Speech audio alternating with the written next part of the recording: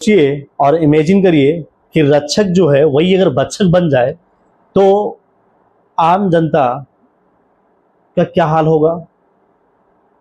जिनके सहारे में जो उनके प्रोटेक्शन के लिए बनाए गए हैं, जो उनको सुरक्षा देने के लिए बनाए गए हैं, वही अगर सुरक्षा के नाम पर उनके साथ अभद्रता व्यवहार करे, गलत तरीके से व्यवहार करे, तो लोग कैसे और किस मतलब क्यों उन पर भरोसा करें।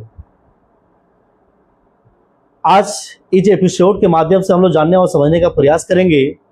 ये घटना है यूपी पुलिस का, जहां पर पूरे देश में एक अच्छे अनुशासन के नाम से अभी लोग जाने जाते हैं, हम लोग चर्चा करते हैं। उसी पुलिस दरोगा का एक कहानी है। दरोगा का नाम है पवन पांडे जी, और पांडे जी की कहानी आज हम लोग इस एपिसोड के माध्यम से जानने और समझने का प्रयास करते हैं कि किस प्रकार से वो अश्लील हरकत एक महिला फरियादी के साथ करते हैं, और एक मजबूर महिला जो है वो किस प्रकार से उस अश्लील जो पांडे दरोगा जी होते हैं उनसे वो मतलब कैसे उनके खिलाफ जो है वो एसपी को जाकर के शिकायत कर पाती है, और फिर अपने आप को कैसे बचा पाती है उस अश्लील पांडे दरोगा जी से। आइए इस कहानी के माध्यम से जानने और समझने का प्रयास करते हैं। दरअसल दोस्तों ये बात है यूपी के कलिंजर थाना पड़ता है। कलिंजर थाना क्षेत्र की महिला रहने वाली होती है, और वो थाना जाती है, पुलिस चौकी जाती है, वो रिपोर्ट दर्ज कराने के लिए। उनका शिकायत होता है कि उनके साथ ससुराल में भेदभाव किया जाता है, उनके साथ मारपीट किया जाता है, उनके साथ उचित व्यवहार नहीं किया जाता है, और उनको जो है काफ़ी प्रताड़ित किया जाता है ससुराल में। ये शिकायत लेकर के वो जाती है थाना, और थाने में जो है वो शिकायत दर्ज करती हैं, अपने ससुराल वालों के खिलाफ में एफआईआर दर्ज करवाती है, और यह जो केस होता है ये सौंप दिया जाता है दरोगा पवन पांडे जी को।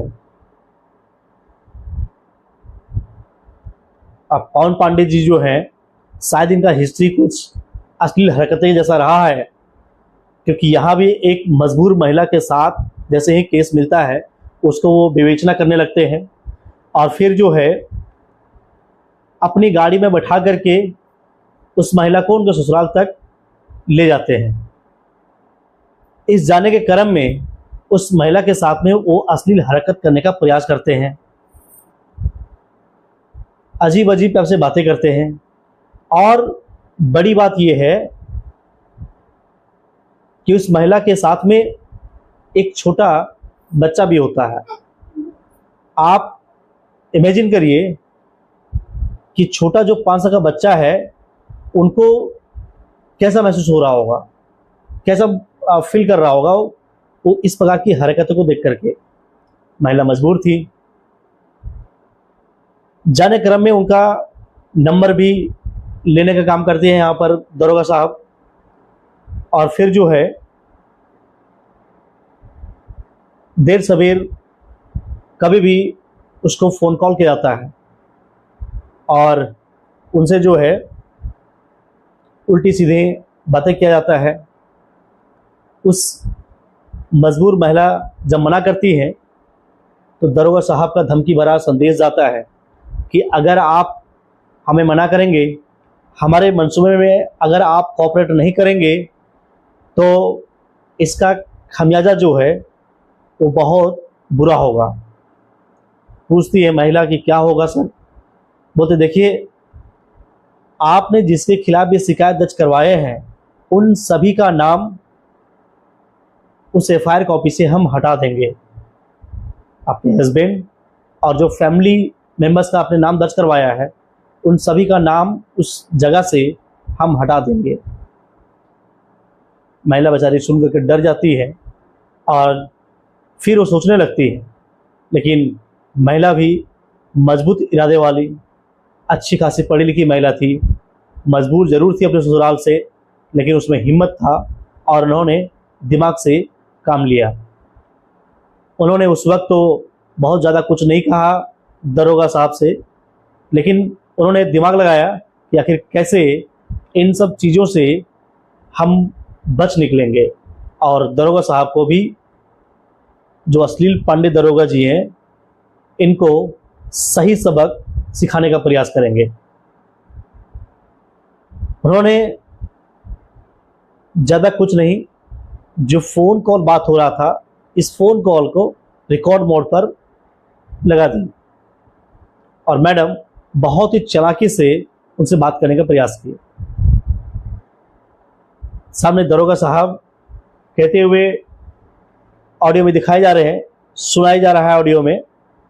दरोगा साहब कह रहे हैं, तुम बहुत खूबसूरत हो, तुम बहुत मासूम हो, तुम्हें देख करके तुम्हारे बालों का, तुम्हारे सर के जो बाल हैं उनको सहलाने का मन कर रहा था, तुम्हें छूने का मन कर रहा था, लेकिन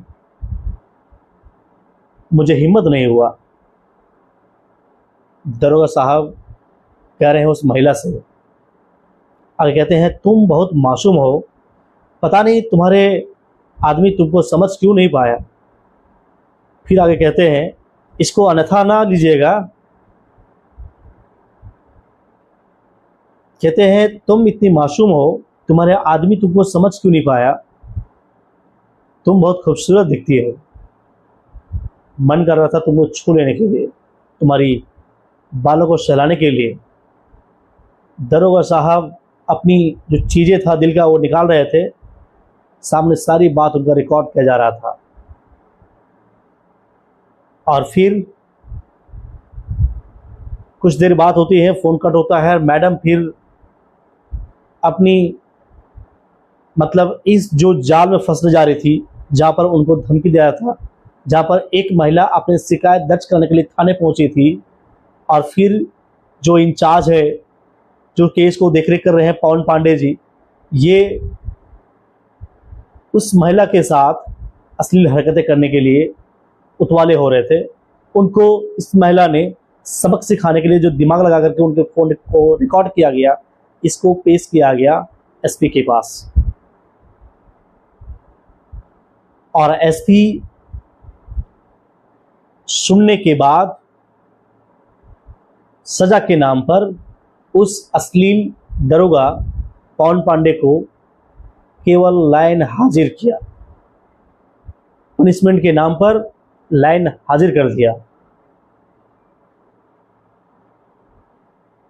इतनी बड़ी चीज़ें उनके नाक के नीचे हो रहा था, लेकिन जब शिकायत मिला, वो भी ऑडियो प्रूफ, तो उनको केवल लाइन हाजिर किया गया और फिर उन पर जांच बैठाया गया।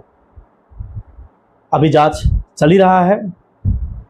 15 जून से ये मामला स्टार्ट हुआ था। कुछ समय तक तो फ़ोन में ही बातें होते चला गया। मामला जब 23 जून को आया पुलिस के पास में, तो पुलिस इसको जो है इन्वेस्टिगेट कर रही है। उस अश्लील दरोगा पवन पांडे जी को जो है लाइन हाजिर कर दिया गया है। आगे पुलिस क्या कुछ कार्रवाई करती है, इस पर यह आम पब्लिक का निगाहें बना हुआ है इसमें। और लोग देखा जाए तो सुरक्षित कहीं भी नहीं है। जो सुरक्षा करते हैं उनके ही मंसूबे कुछ इस प्रकार से होते हैं, तो लोग सुरक्षित कहाँ और किस प्रकार से महसूस करेंगे। ये आम जनता के लिए एक बहुत बड़ी बात होती है। आखिर उस सहारा के नाम पर पुलिस का दरवाज़ा खटखटाने का प्रयास करते हैं। वैसे तो बहुत सारे ऐसे थाने होते हैं जहाँ पर तो एफआईआर ही दर्ज नहीं किया जाता है।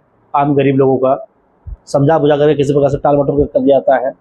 लेकिन जब उनके अगर एफआईआर दर्ज भी किया जाता है, कोई खूबसूरत महिला, बढ़िया महिला का कोई देख लिए और उनका अगर एफआईआर दर्ज भी किया जाता है, तो एफआईआर दर्ज करने के नाम पर उनके साथ इस प्रकार के घिनौना हरकत भी किया जाता है, जो समाज के लिए, एक सभ्य समाज के लिए कहीं से भी सही नहीं ठहराया जा सकता है।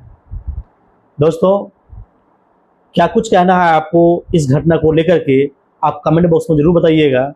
और आप चैनल में अगर नए हैं तो चैनल को सब्सक्राइब जरूर करिएगा। धन्यवाद।